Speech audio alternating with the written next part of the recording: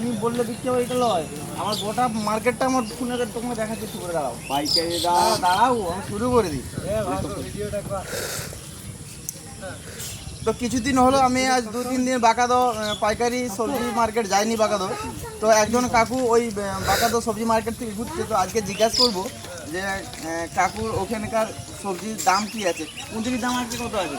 কুঁদরির দাম হচ্ছে আজকের বাজারটা 17 টাকার থেকে 18 টাকা।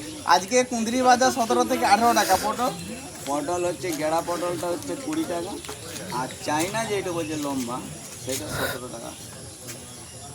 পটল 17 টাকা 18 টাকা। আর আর কি আছে মার্কেটে? বরবটি হচ্ছে 35 টাকা কিনা, আর তোমাকে ঝিঙা আছে 45 টাকা কিনা, কাল্লাও 45 টাকা।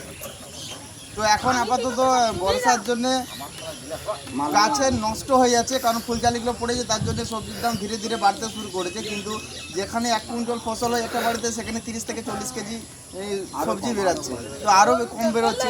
তো এখনকার জন্য আজকের বাজার এতটুকু। আরও নতুন আপডেট এলে অবশ্যই তোমাদেরকে জানাবো। ভিডিওটি লাইক কমেন্ট শেয়ার করতে একদম ভুলবেন না। এরকম ভিডিও দেখতে ধন্যবাদ।